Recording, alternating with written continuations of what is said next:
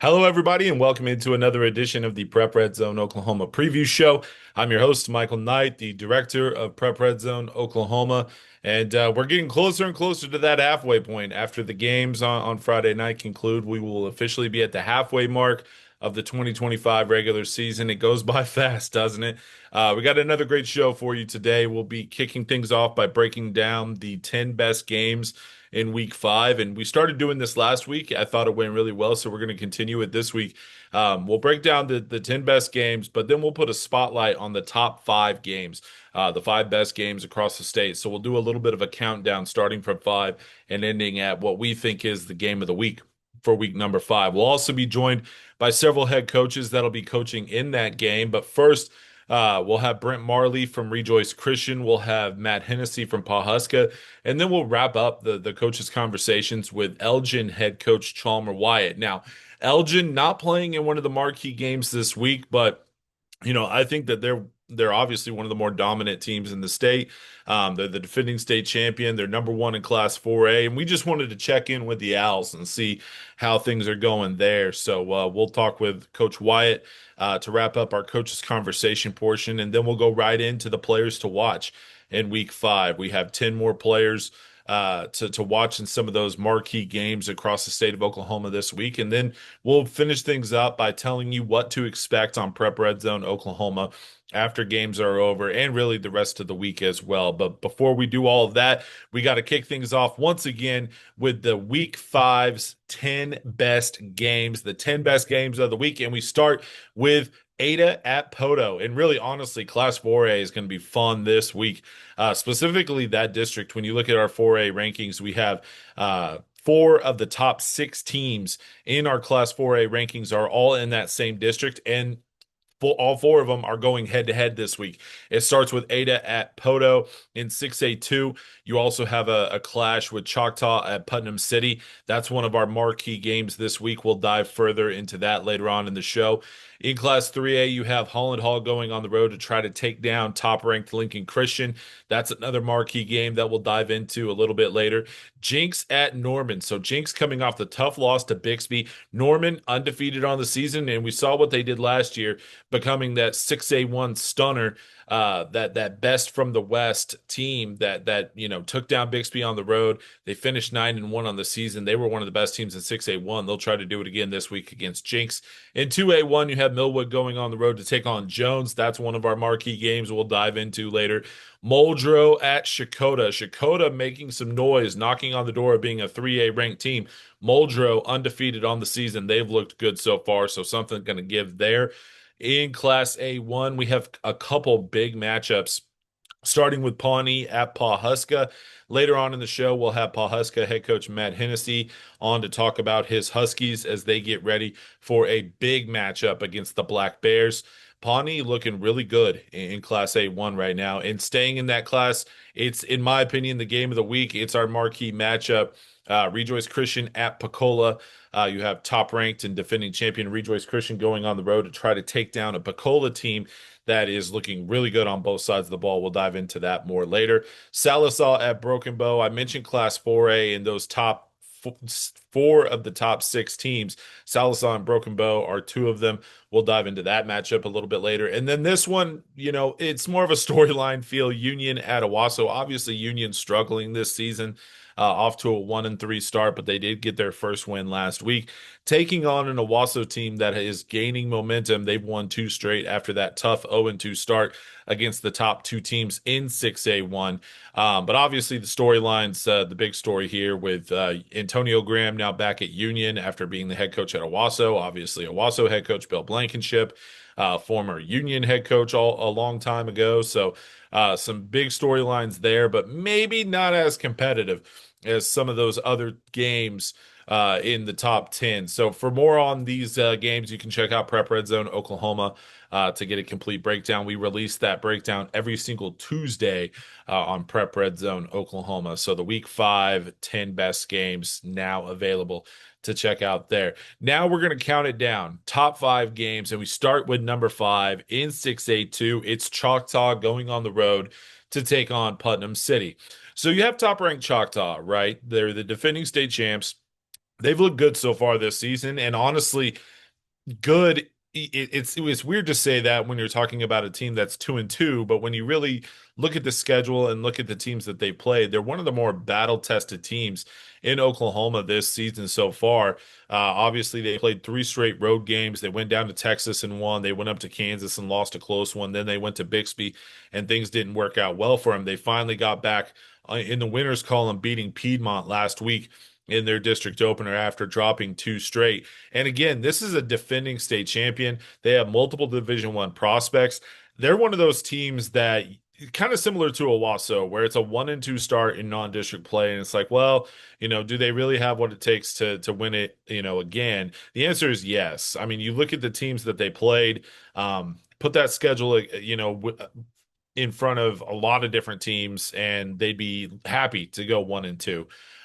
So I think that Choctaw definitely is one of the best teams in 6A2, if not the best team. And they're going on the road once again. That is their fourth road game in five in the last 6 weeks. And four of their five games have been away from home. And this is not an easy one as they take on Putnam City, who comes in at number 4 in our 6A2 rankings. They're 3-1 on the season. They have won three straight since that season opening loss to UConn back in week 0. And in my opinion, you look at the Putnam City schedule, this is without a doubt their toughest test so far this season. They played UConn in the opener. They lost, but then ever since then, they have been just absolutely dominating teams that maybe weren't on their level. They beat Putnam City North. They beat Putnam City West. It's not their fault that those teams are kind of having down years. You beat the teams that are on your schedule. They did the same last week with Northwest Classen. So Putnam City is 3-1. They've won three straight, so they should be feeling good. They should be feeling like they have a lot of momentum because it's clear they're a very good football team. They have multiple players on this roster that have a chance to play Division One football. They have one kid that's already committed to a Power Four program at Kansas State. So this is a good football team, but there is no doubt that this is their toughest test of the season. If they're a team that wants to challenge Choctaw and Stillwater, who are the top two teams in this district as of right now, you win this game on Friday night against the Yellow Jackets. And if you don't, you're going to be, backed into a corner and having to make some things happen and going to need some help if you're going to capture that district crown. But this is a very good Putnam City team. I'm looking forward to seeing what happens here in this 6A2 clash. Moving on to our number 4 game this week. It's in 2A1. It's Millwood going on the road to take on Jones. And for the Jones Longhorns, man, there's not a whole lot to critique here. They have been dominant so far this season. They're number 2 in our 2A1 rankings. The only team above them is Washington, the 3-time state champions. The Longhorns are 4-0 on the season, and I'm going to be honest, man, like I said, they've looked great so far. They've won every single game by at least 20 points. And they played a difficult non-district schedule. They challenged themselves. They played Kiefer, which was another 2A1 ranked team. They played Bethany, which is a 4A program that, they've had some struggles with in the past, and they've won every single game by 20 plus points. They look like a team that could seriously challenge Washington. And when's the last time we said that in this class? We said it about Millwood, the team that they're playing on Friday. So I'm looking forward to seeing what the Longhorns look like on Friday night as they host the Falcons, because I'm going to be honest, they look like the favorite in this district. And if you've listened to us or read any of our stuff on Prep Red Zone Oklahoma, we really respect the district that these two teams are in. We think that it's very competitive.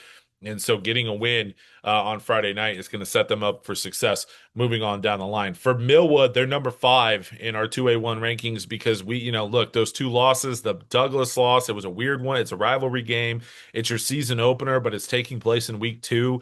How is this team going to come out? And then they lose to Heritage Hall. But look, they haven't had the most success against Heritage Hall anyway when they were making 3 consecutive trips to the state title game.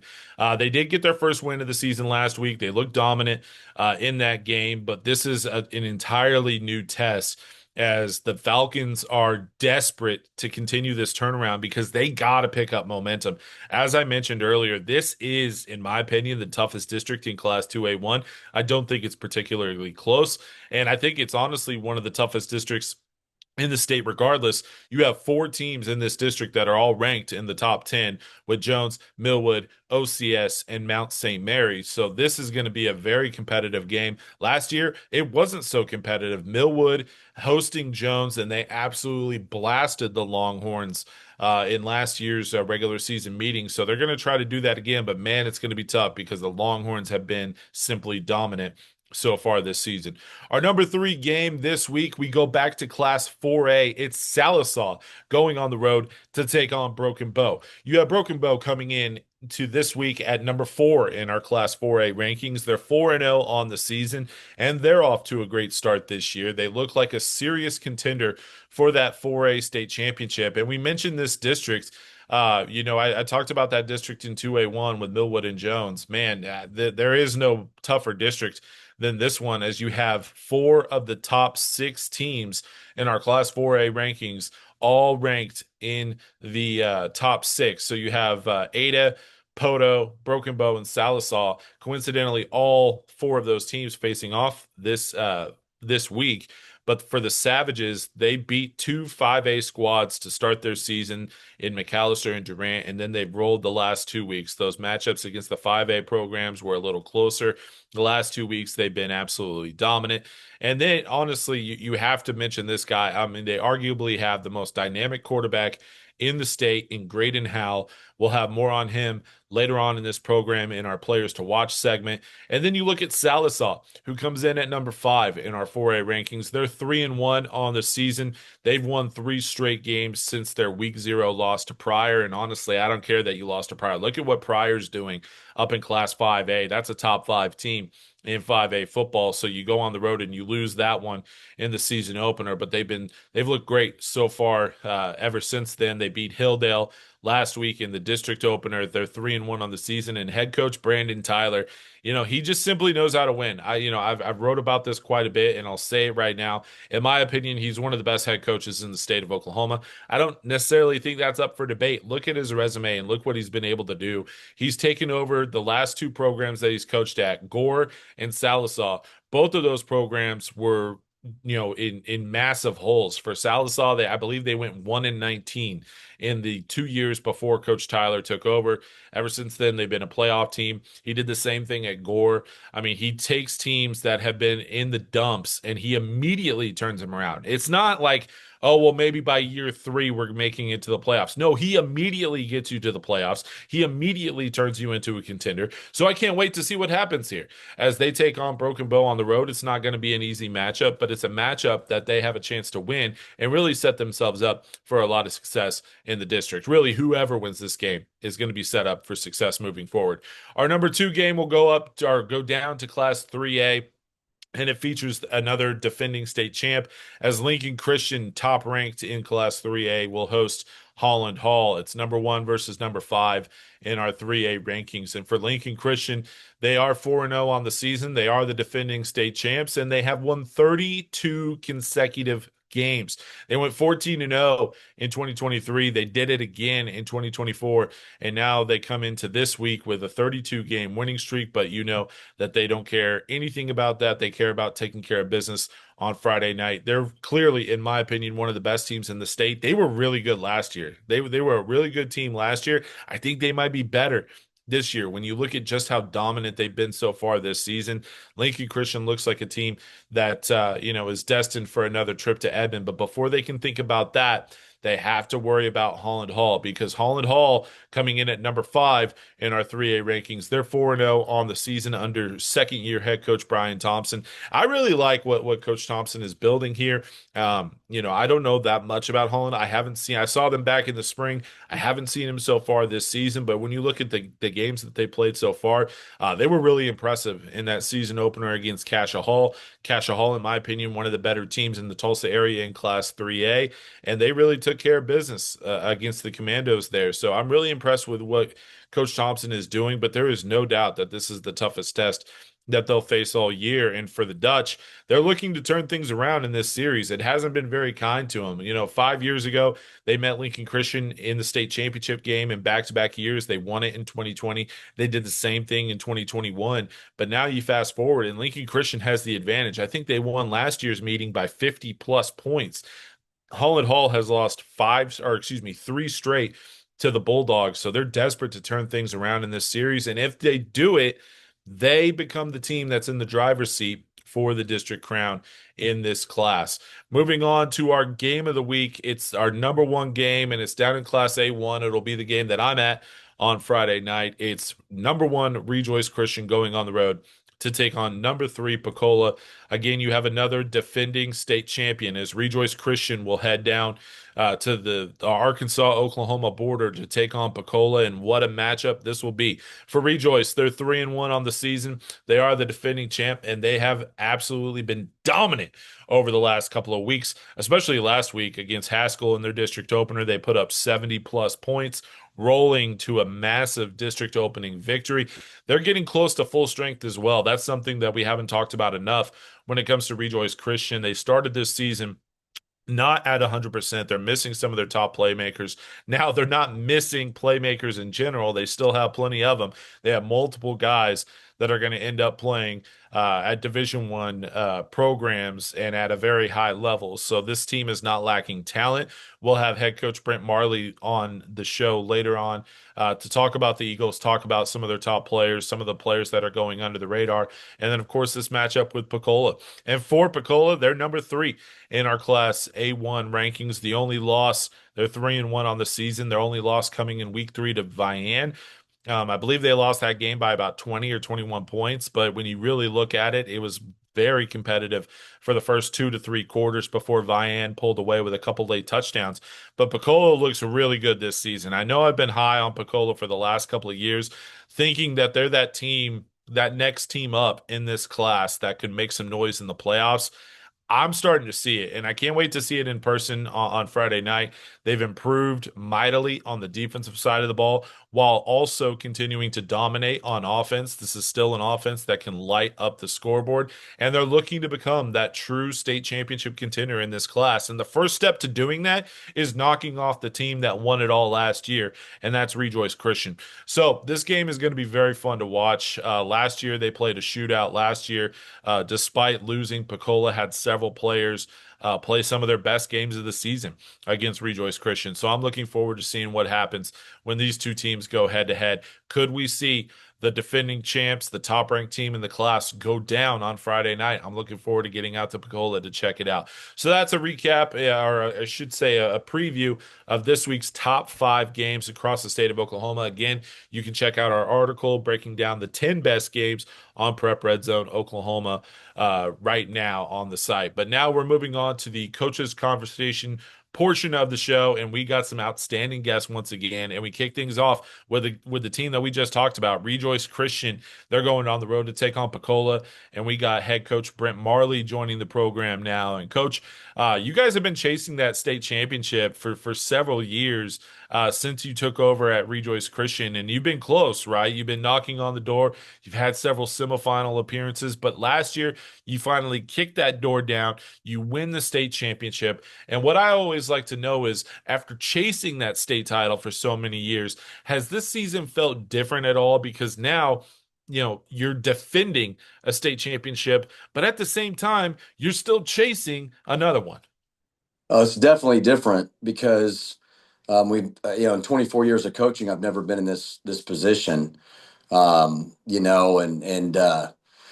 we were talking to our team last week. Nick Saban had a great story. He would talk to his teams at Alabama about that. More people die descending from Mount Everest than climbing to the top. And so you get to the top, and then what happens is you've arrived, and on the way down, it's just as dangerous. You just get a little bit more less focused and careless coming down off the mountain. So what we've tried to talk to our team is as far as goals, now it's not our purpose. Football's not our identity here at Rejoice, and it never will be. It'll leave you empty-handed if you put everything in your life into that. But it can give you a lot of joy, and there's a lot of things you can learn in life through football. And that's our passion, that why we do football is to mentor them through it. But it's like if there's a gold ball at the top of Mount Everest, now there's a gold ball down at the bottom. So we're trying to go descend down and stay focused and not know we arrived because more people die on their way down, right? So, and we knew it. We told our guys and our coaches it will be 10 times harder to win it this year than it was last year. Even though last year was the first one, so hard to get over that hump. We'd had 4 semifinals at Rejoice Christian, and we never got out of the semis until we beat Christian Heritage at Beggs last year, and then made school history, and then we thought maybe we'll have to go get a silver ball 2 or 3 times before we get a gold ball because that seems to kind of how things go. But to get that in that first trip, and now descending down, we knew it was going to be tougher. Now, we got to talk about your quarterback, Camion Compton Nero. It was clear watching him last year. Coming into the season, I was very intrigued by him. I knew I had seen a lot of video of him on the basketball floor, and I'm like, clearly this guy's a very good athlete. And then you watch him as a freshman, and he's doing whatever he has to do to help the team.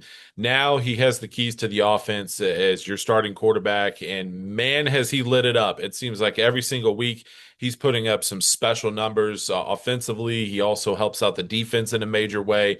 Talk to me about your quarterback because it's very clear he's only a sophomore, but he's a very special talent. Yeah, I mean, there's not really, he's not limited, whether it's arm strength, throwing the ball, of course, the running ability. He's more of a natural runner, I would say, than a passer right now. But that's part of being a sophomore. You try to progress in those things as far as reading defenses. Some things I've seen him do this year, very proud of him, of just, you get edge pressure off C gap pressure, and he's been hitching up in the pocket. And then keeping his eyes downfield where normally, a kid wants to just take off and run away from that every time. And so trying to get him to do that, but also know if he hitches up in the pocket and takes off, we're fine with that. Like that's a great play. And so he's really adapted to what we're doing. I think last year when we gave him some time, we split. Kel mainly started all the games and would and get us through halftime, and then Camion would play a lot in the second half, and then some meaningful moments when Kel was nursing his hamstring, we let Camion go, and Cam this year has taken the ownership lead of our checking protection, understanding how to check hot routes and get them in different scenarios that he wants, and just reading the defense overall. And I think just his calm. He by nature is just a calm. He's Yeah, not a rah, yeah. kid. He's very confident, but he's not arrogant. And he's even keel. His demeanor is just solid. And I think our guys around him believe in him, and he just kind of lets off that vibe that he's going to get the job done, and it's super exciting seeing him do that as a sophomore. I really like that comparison or that description of calm. And I saw him in the spring, and what I wrote about him while watching him at one of your team camps was everything for him looks easy. Like I understand it's not easy, but he makes everything he does look even if he's scrambling to avoid pressure, he makes that look easy. And the calm, cool, collected definitely translates to what I've seen and what he's been able to accomplish so far. Sticking on the offensive side of the ball, a kid who maybe should get more attention than he's gotten now. And look, I get it. You got a couple Division I prospects on your roster, and specifically on the offense. It's easy to get overlooked. But running back Noah Goodwin has had a fantastic career. He's had a good start to his senior season. He was arguably one of the best players, if not the best player in that state title game last year. So impactful. He's clearly very important to what you guys do offensively. Yes, yeah, no, he is. I mean, had obviously, like you said, had the breakout year last year. If it, around here, and we've got some guys, not taking anything away from ZZ and Camion, but everyone knows that around here, that like last year, Noah Goodwin had as big or bigger of an impact on our football team than anybody. If you look at players, and it's a team game, and Yeah. and our offensive line, and Noah will tell you they did a great job last year. We've had to replace 3 of those guys that started for us up front last year. So that's been kind of one of our things of descending off that, Mount Everest and coming down, of trying to figure it out up front. And they've been improving and getting better. Noah's had he's such a hard runner. So he's had a few tweaks here in his body, but he's been able to keep playing. But trying to get him back to 100%. And he's just he's a guy that when you watch our film and you look at the film, what most defensive coordinators do is they most of the time are going to say we got to stop the run first. You'd rather someone beat you by throwing the ball and then running the ball, and you have to stop the run with Noah Goodwin, and so it's nice having that. Talk to me about your team overall because it's like I said, it's clear that you have some serious star power offensively, defensively.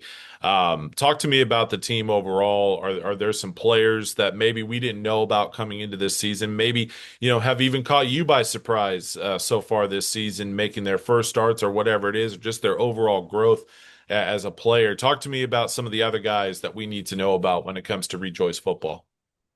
Yeah, well, our supporting cast on offense, we're very deep at receiver, and when we go twos, like the other night in Haskell, we went twos, threes, fours. Our twos and some of our threes are not a huge drop off, especially at slot. But no, I mean, slots like Neil Lieber, senior Neil Lieber, Luke Schaefer have been having a good year. Sophomore Tristan Willis, our offensive coordinator's son, has had a big year so far at receiver. Holt Wilson has been out. And we just got him back the other night for a little bit. I expect him to be almost 100% this Friday against Pocola, which we haven't had him since the scrimmage at Pawhuska, which is huge. I mean, and he adds a major weapon on offense. But I think guys that really stood out to us so far, guys like a kid named Max Eichmann, senior defensive end, who played quite a bit for us last year, but had to step into that role of Maverick Gwynn, who was the MVP at the state championship game last year. Max has been playing a lot of that defensive end, rover type position, and Max is doing a tremendous job up front. Jeremiah Tate, a senior nose, junior nose guard, has been tremendous. Luke Kirkpatrick, another defensive end. Tristan White is a senior playing defensive end for us the other night, just doing a really good job. Kenyon Terwilliger, our backup quarterback, has played some quarterback and done well, but also he's playing a lot of minutes at linebacker, which everyone knows about. Cade Schaefer, a tremendous linebacker for us last year with 183 tackles, and he's right where he left off. I mean, he had 14 the other night, but Kenyon Terwilliger is helping him out, as is Noah Goodwin, playing a little more linebacker this year than not just running back. So I mean, all the way around, there's just been some good bright spots. Duncan Andrews is still kicking great, lots of touchbacks and playing some defensive end for us. And him and Trey Sanchez are our two returning starting linemen from that last year's state championship team that are really helping us out up front. So I know I mentioned a lot of names there, but I'll throw as many kids in there as I can. No, I love it. That's why I asked the question. Some coaches they're like, I don't want to forget anybody, but like just name all of them. Like I Yeah. want to I want to know about all of them, and it's always good to especially hear about kids that maybe haven't been covered so far or need to be covered moving forward. Love getting as much attention on as many football players in the state of Oklahoma as we can get. Let's get out of here talking about this week because it's a big one. You got Yep. Pocola on the road.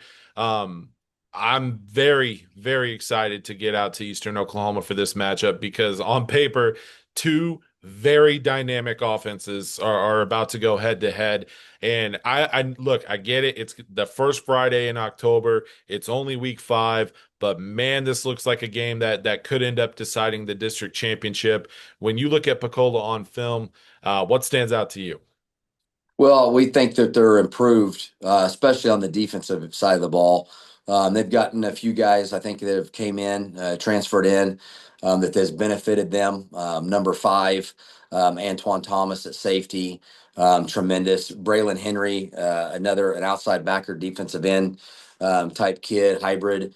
They just overall, they're very, very aggressive defensively. They're very much more attacking.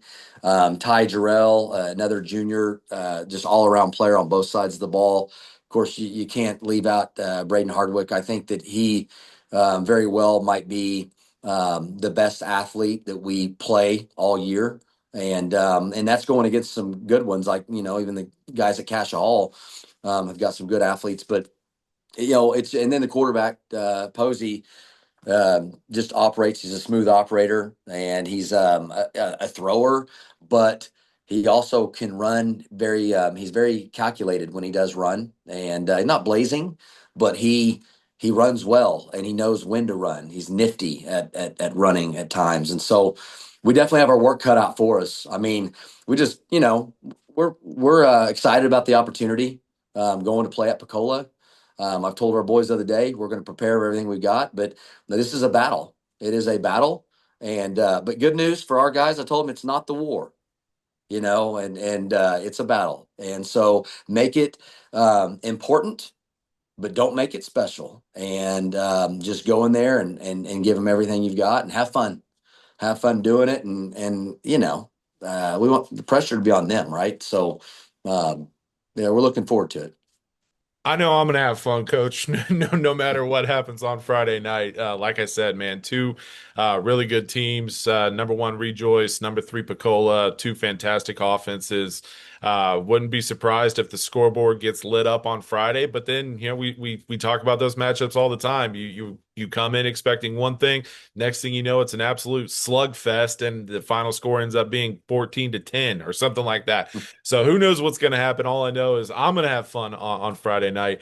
Coach, thanks so much for joining us this week. Good luck on Friday, and I'm sure we'll catch up very soon. Thank you, Michael. I appreciate you having us on. That's Rejoice Christian head coach Brent Marley joining us. And look, the Rejoice Pocola game is huge, but there's another one in Class A1. That's Pawhuska taking on Pawnee. Pawnee traveling to Pawhuska, and Pawhuska head coach Matt Hennesy joins us now. And coach, you're off to a 5-0 start. Your team has looked great so far this season. I was there for the Woodland game. Fast start, got the win. That's all that matters. Now, as you move further into district play, is your squad where you thought they would be, coming into the 2025 season? Yeah. I mean, there was a lot of unknown coming in. We'd graduated some good players, and having a new quarterback, and Kane's doing a great job. But coming in from an 8-man school, I knew he'd worked his tail off in the off season, and getting him in here early helped. He came as soon as football season was over last year, and just all the time he spent. Man, this kid is the hardest working kid I've ever been around. We talked to him about transforming his body, about getting a little faster, about getting in the weight room hard, but then also just having to learn reads and stuff that he's never had to do. I mean, in 8-man, you basically just sit back there and throw it to the open guy. It's kind of like playing 7-on-7, so working all that stuff and pre-snap reads. He's a super smart kid. And then quarterback run game. All our stuff, everything's based off. There's always a quarterback run option on everything we do. So he's had to learn to do that and identify our stuff. But man, just that in his leadership, he stepped up. So I think he's a big piece on why we're a little farther ahead. And then our offensive line, we had no clue how that was going to look. We graduated 3 guys off the offensive line. I mean, those guys are bonded together well. Coach Hughes has done a great job with them up front. And so we knew we had a lot of skill kids, and those guys are doing great. And Van's a great running back. A lot of the things we knew. It was just the unknowns of how far along would they be. And so I'm really happy with where we're at right now. We're still healthy. We've lost Trip Walker's got a partial torn labrum. He'll be out for a few weeks. But I mean, honestly, if we had to lose any position, receiver, we've got some extras. Offensive line, we do not. And then defensively, Coach Fry's got that defense playing with their hair on fire. And I think that's the biggest thing. And you saw it in the Woodland game. I mean, we play so, I don't want to say reckless, but just our effort is off the chart. And so we end up, sometimes you get some face mask penalties, you get some roughing the passer penalties, you get some hustle penalties that we got to clean up, because we can't have that against good teams. Woodland game, we looked really good in the first half. And then second half, to have 7 drives extended on 4th down because of penalties. I mean, we only had the ball twice, so second half offensively. So, but our tempo is good. That's something that's different. And played a good Hominy team, a good Woodland team, and then other than that, we got 2 big ones coming up. So we'll find out. But big thing is we're healthy going into them, and the effort, attitude, and toughness is what we want to build our whole program on. And I've been really, really happy with that. You use the word reckless to describe your defense. I'll use another R word, relentless. I mean, the pressure, the attitude that they play with. I mean, it seemed like every single play you had like at least 3 or 4 guys at the ball at the end of the play, if not more.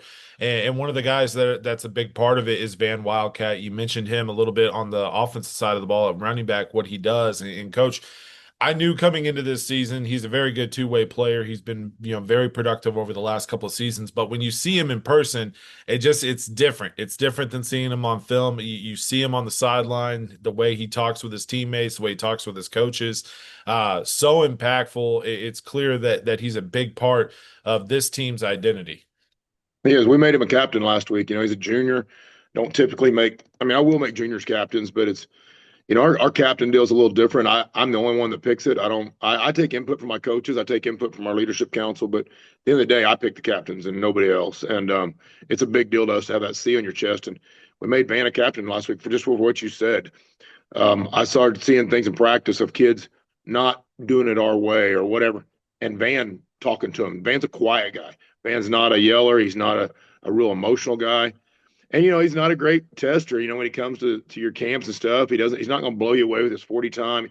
He reminds me, and I'm not trying to prepare this guy, but he reminds me a lot of Rocky Calmus. When I coached Rocky Calmus, Rocky wouldn't blow anyway with his 40 time. There's no physical test he would do, but I never saw a guy run away from him in a game. I never saw a guy catch him in a game. He's just got a game speed, and he just plays at a different level. He's learned how to play inside backer. I don't know if that's his true position. It might be an outside backer, probably, if it's what he really is. But he played it last year and got better and better, and his physicality inside the box between the tackles has gotten amazing. And then you line him up next to his brother, Jimmy Wildcat, who's just a sophomore. Jimmy may end up being the best one. I said, we had Lasharo first, now we got Van, now we got Jimmy, and then they got a little brother in sixth grade that he might be the best one. But the Wildcats, they just understand football. They're tough kids.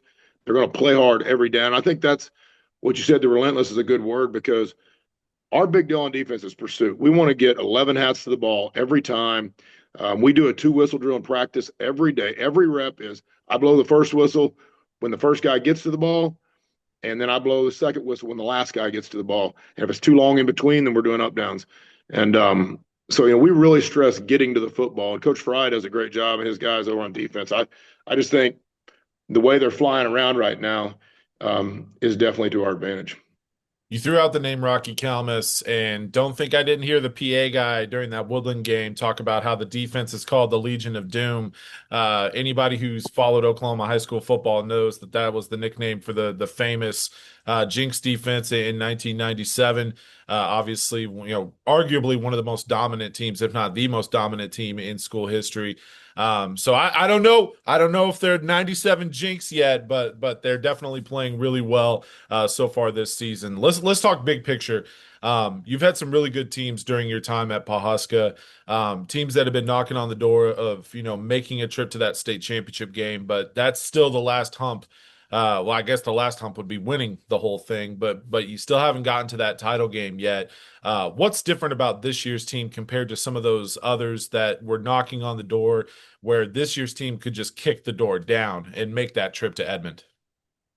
Well, I mean, you're going to have to get some breaks along the way. In order to do that at this level, I mean, you still got the Rejoice Christians, you got the Pocolas, you got the Cashins, I would say the teams in the top 6, and I'd probably throw Tonkawa and Pawnee both in there, and maybe even top 8. There's not much difference in all of them. So, you got to stay healthy, especially in small ball.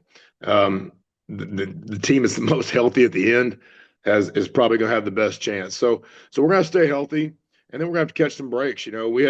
I wouldn't say that this team's any better than the 20 team and the 21 team that we were in the semis and got beat by Cashin both years by 1 point.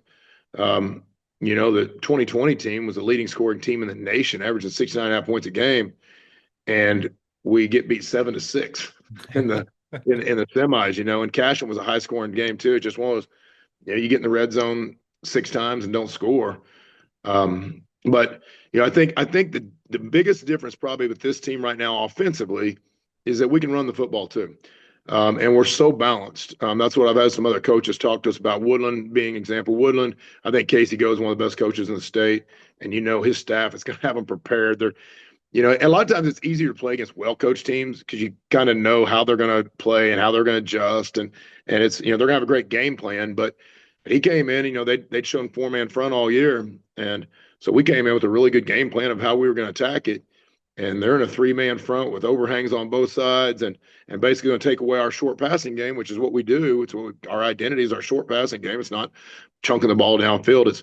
It's moving the chains. We're more worried about first downs than we are touchdowns, and just trying to move the chains. And our passing game is just an extension of run game. But they came and did that, and next thing you know, Van rushes for 140 some yards or whatever he had. And up to date right now, it's crazy this may sound, people be shocked. We've had 145 rushes on the year and only 106 passes. So we're actually running the ball more than we're throwing it. But I think, and a big part of that too is Kane's efficiency. Kane right now is, and I've never seen this stat, Michael. And we had it. It did it the first couple of games and the teams we played. We had kind of blowouts. I'm like, okay, well, we'll see if this continues. Yeah. And it has. I mean, we're 5 games in now and played some good teams, and he has 94 passes and 75 completions. So he has 19 incompletions on the year, but he has 19 touchdowns. I've never seen anybody have the same amount of touchdowns they have incompletions. So that's some of those are drops and some of those are not his fault. And I mean, so he really, really does a great job for his first time in this atmosphere of taking care of the football. We've only had 3 turnovers on the whole year as a team, so he does a great job of taking care of the football. He's accurate with the football, and he's so coachable. I mean, he has no problem at taking the check down. He has no problem. Mason Fine was one of the things that everybody thinks, yes, Mason had 1 million yards and he had all these things and he could sling it all the way down the field. But Mason was so good at taking the check down and not taking back, just throwing balls to throw balls. I think, say, with high school kids, they don't go through the reads and they're afraid to take their check down. Somebody's open on every play in high school. But a lot of times it might be the check down, you're going to get 4 or 5 yards. And Kane's really good at taking the check down like Mason was. So, I just think if we stick together, I love the team. This team loves each other. They get along great. We don't have any issues. It's just, and I think we've got the advantage of 5:30 a.m. practice. We do something that nobody else does. We practice every day at 5:30 in the morning. So kids get here. We have our first meeting at 5 o'clock. We do specialists at 5:15 on the field. 5:30 practice starts. We're done at 7:30. Our school is free lunch and breakfast for every kid. So we walk over across the field as a team and eat breakfast together. And then we walk back over and we lift. And I've changed my whole philosophy on lifting. I sat down with Rob Glass for a long time last year. And he's like, so when I told him how, we do it like everybody, like every high school did. I've done it for 30 years. Maintenance program during season. You're lifting 2 or 3 times during the week, try to maintain what you got. He's like, so what you're telling me is you want to be the best you can be for game 1. I'm like, no. He goes, well, that's what you're doing. So like today, we did 90% for 3 on squats and power cleans today. And we're playing Pawnee this week. And we're going to do it all week. We're lifting 5 days a week. So I think our routine, and then we 7th hour, we take them in the lecture hall, we watch film from today's practice and watch film on the opponent. And they're home by 3, they leave by 3:30. And so they're home every day. And I think this schedule, not only is it our kids, there's not a lot of trouble you can get in at 4 o'clock in the afternoon. And they're going to bed at 8 o'clock. So it does. There's a lot of things it does to our advantage. But the biggest things is kids. And I'd never thought about this until my quarterback told me last year when I said, "Why are our practices so good at 5:30 in the morning?" He said, "Coach, you wake up and think about football. You don't have to think about, man, my girlfriend's being mean today. I forgot to study for my math test. I spilt my Sonic on me at lunch. I got back late. Now I got detention." All these things that kids go through all day long and are spinning through their heads, high school, 14, 15, 16, 17-year-old kids. And then we expect them to show up 3 there and, hey, dial in 2 hours. You get dialed in. And then we're mad when they don't. Well, we've retrained our thing. Hey, you wake up and let's do football. Now you go deal with all that other stuff all day and we'll help you deal with that too. But so I think that's to our advantage. I think the fact that we do that, I have people say, "Oh, that's great," but our kids would never do that. I don't buy into that. Kids won't do things. I think if you set the standard and you demand it, and then once they see it, like it was a little tough the first couple of years we did it. There's a times, but the parents have bought into it. The parents love it because their kids are going to bed. They're eating dinner with them at home. They're going to bed. I mean, shoot, my coaches get to eat dinner with their families. It's the first time in 30 years I've ever eaten dinner with my family during the week. Yeah. And it happens every week. So I think we got some good things going. And again, it's going to come down to who can stay healthy, who can catch a lucky break here and there. and does Rejoice Christian's bus break down on the way there? Yeah. Well, I'm gonna see Rejoice this week. Hopefully, the bus doesn't break down on the way to Pocola because I'm looking forward to that matchup on the border of Arkansas and Oklahoma. But can't let you go without talking a little bit about Pawnee because they're another team in this class that's off to a really good start. Their running back Cale McPeak is having a really good start. He's doing just about everything for him, obviously, putting up some big numbers on the ground. But that Hominy game a couple weeks ago, he throws the game-winning pass with just a few seconds left. So obviously a huge district game. The competition level is ratcheted up in a major way. It's only week 5, but man, this looks like a game that's going to have major implications on who ends up winning this district. Absolutely does. It's like I said, it's us, them, and Tonkawa, I believe, with the way they handled Morrison last week. And the thing is, what they do is so tough. They run the single wing, so you don't see it very often. I mean, I talked yesterday to my coaches, and I said, hey, on defensive practice tomorrow, let's make sure we're getting some tackling drills in and make it specific for your position. I don't want to do as a team, just make specific. And Coach Fry says, well, I guess we could probably just put them all in a closet and put a guy in there in the wrong colored shirt and turn the lights off and say, don't let him come out, because that's basically what playing. I thought that was a great analogy of playing Pawnee. It's like 11 dudes in a closet right there, and you got to somehow keep them. Don't let them out, because they do. And then you got McPeak, who's a 6'3", 230-pound monster, in Class A football. And then they will hit you with the pass when they're going to run it. They do not want to pass, but if they have to, they can. They got some misdirection defensively. They line up the 10-1 defense. They're going to press man you and have these little. I mean, I swear they've got some kind of aliens over there or something, because these dudes getting 4-point stances. They're not big guys, but they can 4-point crawl and bear crawl, I think, faster than my guys can run 40-yard dashes. Like if they ever show up to a prep red zone event, I think I'm gonna have them time a 40 doing their bear crawl, because it is so fast. It's amazing to me. They never get more than 12 inches off the ground, and they're in your backfield. So we're really gonna have to execute, and Coach Jones does a good job of what they do. They just they just got it to where they do what they do over there, and they're super physical, and it'll be a barn burner. It's our cancer awareness night. So I'm 0-3 again. I have not beat Pawnee since I've been here. But it's also my 17th time to do cancer awareness. We wear jerseys with other people's names on the back. We've got a great program that we do with that. I've never lost cancer awareness night, so something's going to give this week. That's right. I'm gonna lose a streak one way or the other. Hopefully, it's the right one. Coach, always fun talking ball with you. Congrats on the fast start this season. Obviously, everything's in front of you right now. Control your own destiny. Take care of business on Friday night, and who knows what the rest of the season may hold. But good luck again on Friday night, and congrats on the fast start. Looking forward to catching up soon. Thanks, Michael. Appreciate you. All right, let's move on now to Elgin head coach Chalmer Wyatt, as the 4A champs are rolling right now. They might not be tested the rest of the regular season. They're going on the road to face Elk City on Thursday. And coach, I want to start with this, as you guys, were chasing that state championship over the last several years. You finally got it last season. Does this season feel any different than what you guys have felt over the last couple of years, now that you're defending a title while also chasing a championship this season?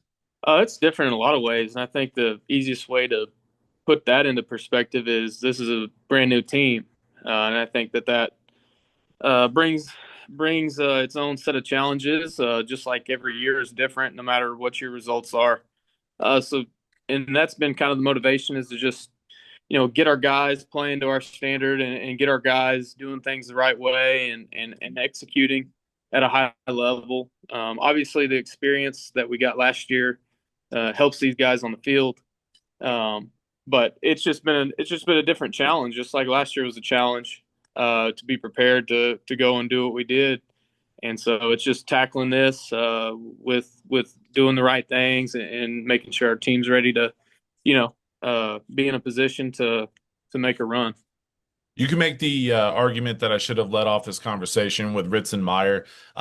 He is an absolute monster. He's one of the best players in the state. And it was really fun watching him last season in his evolution from, he played a lot as a sophomore, but at the same time, you had Matt Lund in the backfield. And last year was that breakout moment for Meyer to be that marquee back in the offense. And I think anybody who paid attention to 4A football remembers him carrying the ball 42 times in the state title game. Like I said, he's an absolute monster, and he's off to a great start this season. What have you seen him add to his game, elevate his game this year? Because, like I said, in my opinion, and it should be the opinion of a lot of people, he's one of the best players in Oklahoma right now.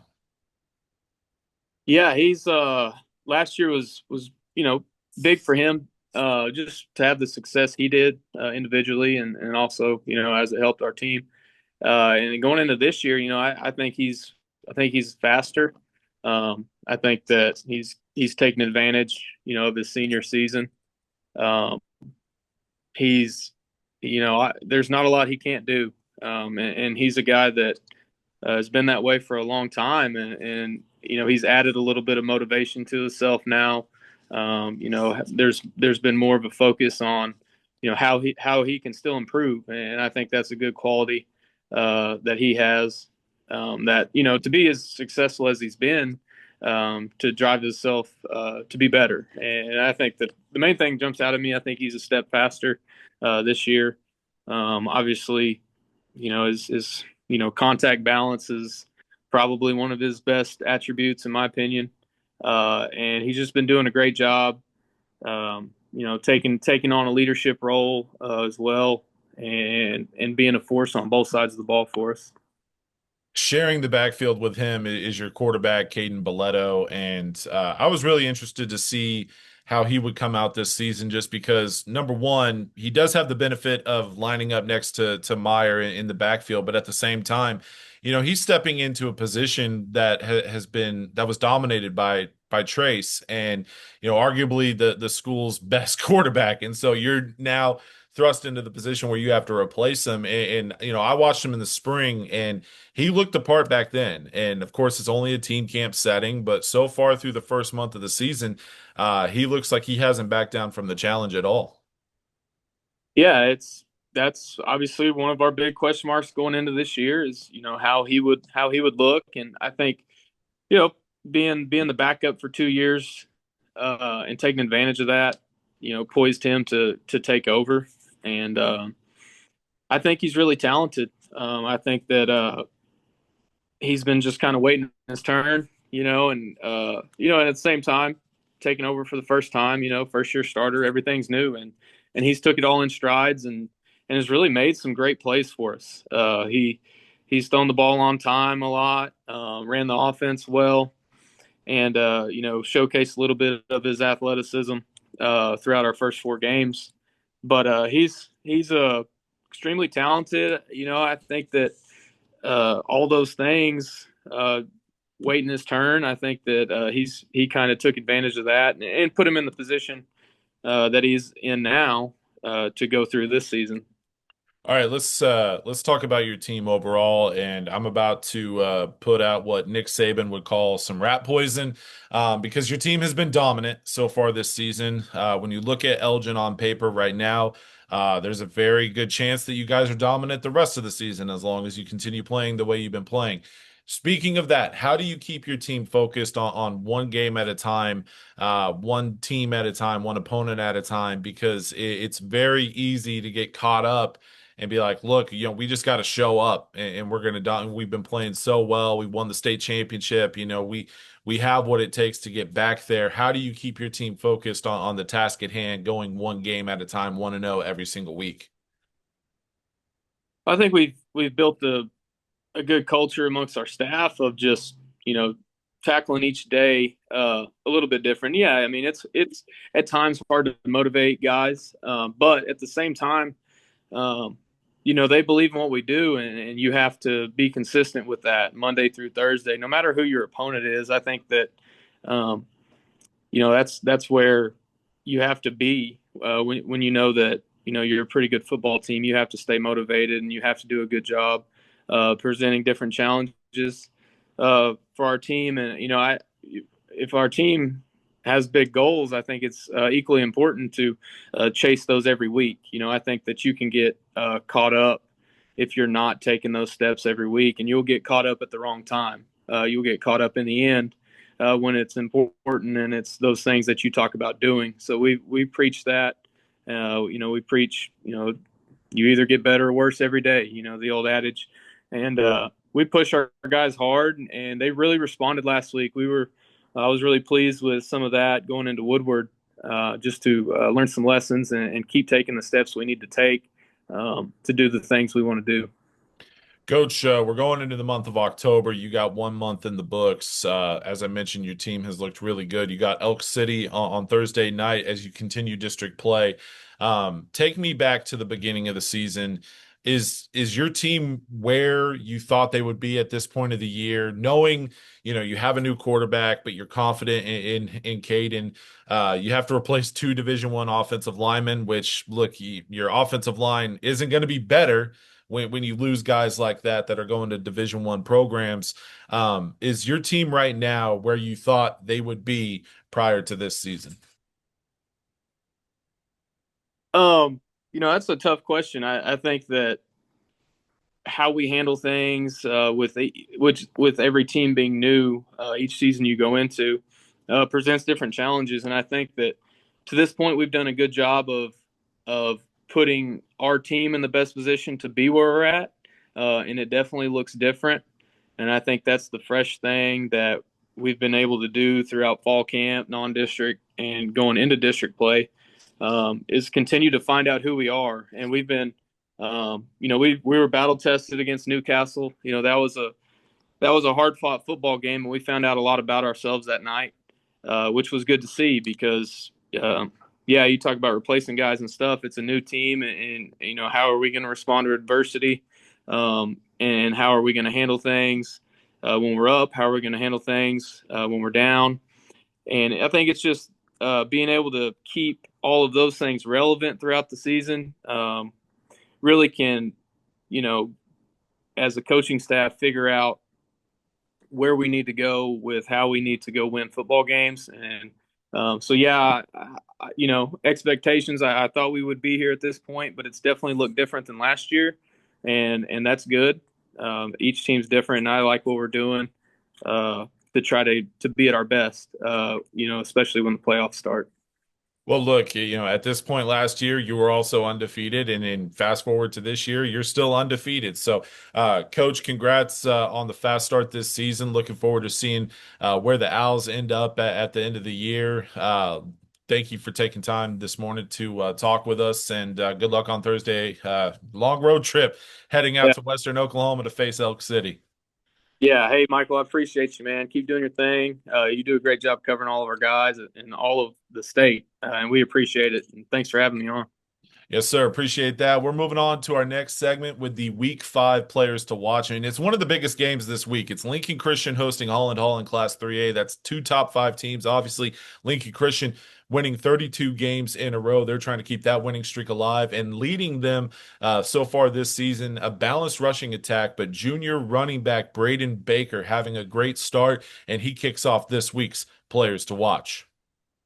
Braden Baker for Lincoln Christian is off to a fantastic start this season, and that's saying something when you look at this Lincoln Christian offense. They're splitting carries between Baker and a sophomore running back in CJ Wright, who's also off to a really good start. But Baker has been a touchdown machine. He scored at least one touchdown in every game. He has multiple touchdowns in 3 of their first 4 games, and 8 rushing touchdowns total on the season coming into this matchup against Holland Hall. He's going to be a big key to what they do. Lincoln Christian can be incredibly balanced on the offensive side of the ball, but if this is a game where, they need a rushing attack to really take the lead, you have to look at Baker, who's going into his junior season now. He's continuing to improve. Every single time we've seen him in person, he's always impressed us. I'm looking forward to seeing what he does as Lincoln Christian tries to continue their winning streak, not only to 33 consecutive games, but to win their 4th consecutive game over Holland Hall. In that Pocola Rejoice Christian matchup, you got a couple players to watch, but Braden Hardwick for Pocola, arguably the most dynamic player in Class A1. When you look at everything that he brings to the table, he's a touchdown machine as well. He's caught 3 touchdowns on the season so far. When you go back to last season, his junior year was a true breakout season for him. He became one of the state's top wide receivers. He was either at the top or near the top in every single category: receptions, receiving yards, and touchdowns. And I mentioned earlier how Pocola, despite losing to Rejoice Christian last year, some of their top players had their best performances against Rejoice, and Hardwick is one of them. He had a huge game against the Eagles last season. He'll try to do it again this year. And an underrated part of him is he's a monster in the return game. He's obviously a very successful wide receiver, but when you take a look at what he's able to do in the return game, he has 3 punt returns for touchdowns so far this season. So I always like to say, hey, it's pretty easy to game plan. Just don't kick to him and he can't hurt you. But somehow, some way, he finds a way to get the ball in his hands, and he's a threat to go to the house every single time.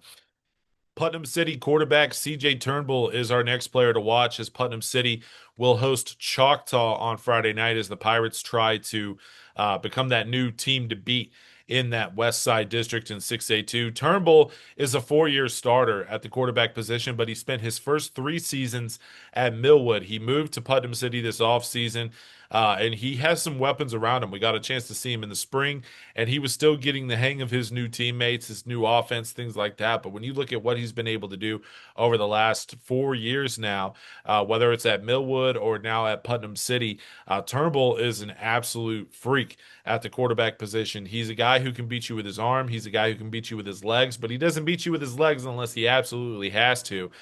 He's off to a great start this season with Putnam City. I believe there was a game earlier this year where he had 4 passing touchdowns and 4 rushing touchdowns. So when you're talking about dual threat quarterbacks, Turnbull is a guy that you need to talk about more. And when you're talking about, facing Choctaw, you need your best players to step up, and Turnbull definitely one of the better players on this Putnam City roster. Speaking of dual threat quarterbacks, Broken Bow quarterback Graydon Howell is our next player to watch, and we mentioned him earlier in the program, how he is the ultimate dual threat weapon at the quarterback position.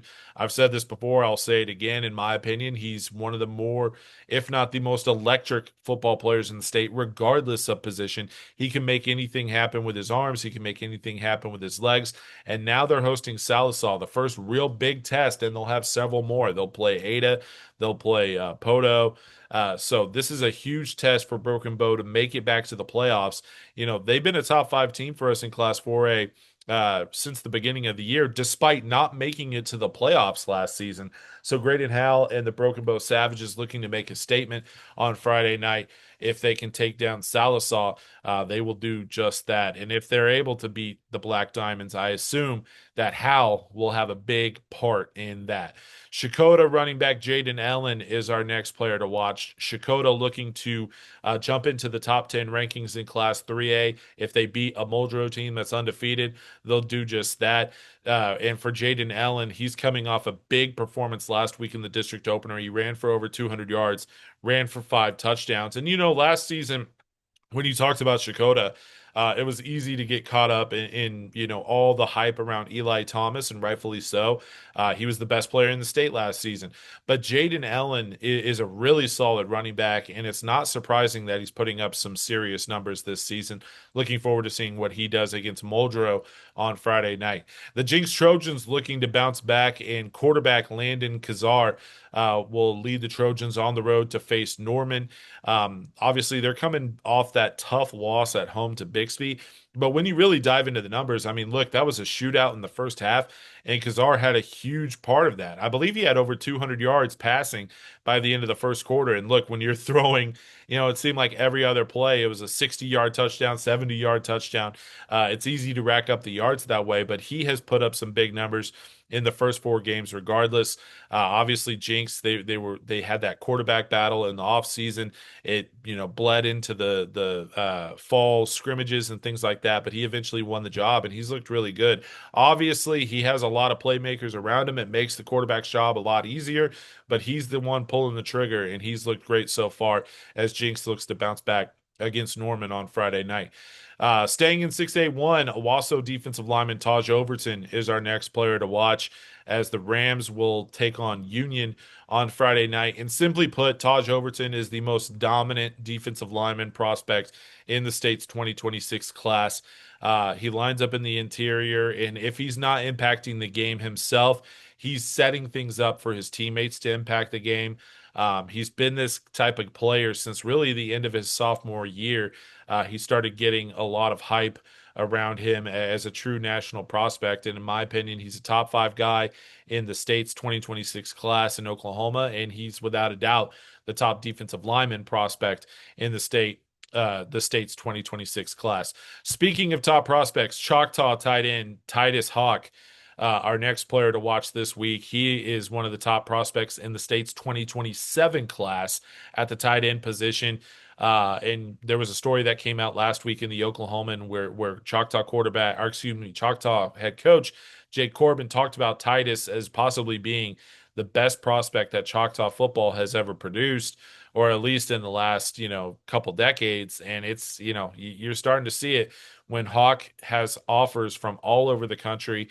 A lot of Power 4 programs, a lot of marquee programs coming after him. He had 2 touchdowns in their win last week, and they'll try to take down Putnam City on Friday night.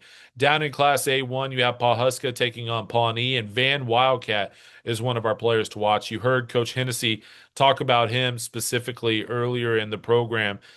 He's a dynamic player on both sides of the ball, man. I talked about him and how the energy that he plays with is crazy, and the way he has become more of a leader is fun to watch. But whether it's on offense or defense, Wildcat is always one of the best football players on the field, and Pawhuska is going to need that. Simply put, this is a tough game against Pawnee on Friday night, so they will need Wildcat to be playing at his best if they're going to knock off the Black Bears and really take control of the district standings.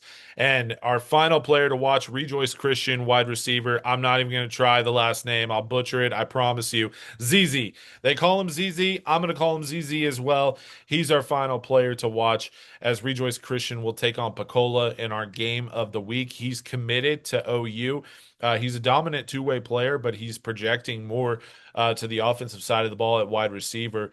No matter where he is on the football field, similar to a lot of guys on the player to watch list, he's a guy who can impact the game in a major way, no matter if it's at wide receiver or defensive back. In that state title game last season, he had more of an impact on defense, but there's plenty of games where he'll have more of an impact on offense. In a game against Pocola specifically, where, look, it's hard to say because Pocola has a really good passing offense, so you'll need ZZ to have an impact in the secondary, but at the same time, it could also be a high-scoring affair, so you need your playmakers on offense to have big games. So no matter what, ZZ is going to be important for Rejoice Christian as they look to knock off Pocola on the road in what is, in our opinion, the game of the week. So that's a look at the Week 5 players to watch. We'll wrap things up here by telling you what to expect on Prep Red Zone Oklahoma moving forward. On Wednesday, it already came out. We had more of a breakdown of the players to watch. You can check that out right now on Prep Red Zone Oklahoma. On Thursday, we'll be adding 3 more players to our Player of the Year watch list. We do that every single week. Every single Thursday, we're adding 3 more players to the watch list. Some of these guys might be added because we want the best of the best. By the end of the regular season, we'll have a ton of names on our watch list. We'll announce our finalists after the season's over, and we'll, of course, crown this year's Player of the Year in January. So really looking forward to seeing who gets added to the watch list this week. That comes out on Thursday. On Friday, we'll have our First Look Friday breakdown. Again, if you're unfamiliar, that's our breakdown where we take a look at 5 players across the state that I've never written about on Prep Red Zone Oklahoma. We've written about a ton of kids, so there's still some players that we haven't written about. So that's what Fridays are about. It's about First Look Friday. Who are some players that are having good seasons or, need more exposure. And let's go write about them. Let's throw on the film. Let's watch it. Let's break it down, and let's talk about what makes them a player to watch moving forward. So we'll have that on Friday. And then you can check out our coverage from two different games this week. I'll be at Dell City at Memorial in Tulsa on Thursday night. Looking forward to seeing Dell City. Probably going to be a blowout, but a good chance to see Dell City in person. Last time I did, it was against Edmond Memorial. That one didn't work out so well for the Eagles. On Friday night, like I mentioned, I'll be on the Arkansas-Oklahoma border in Pocola as they take on defending state champion Rejoice Christian. It's, in my opinion, the game of the week in week 5, so I'll be out there for that one. Again, you can check out our coverage on social media.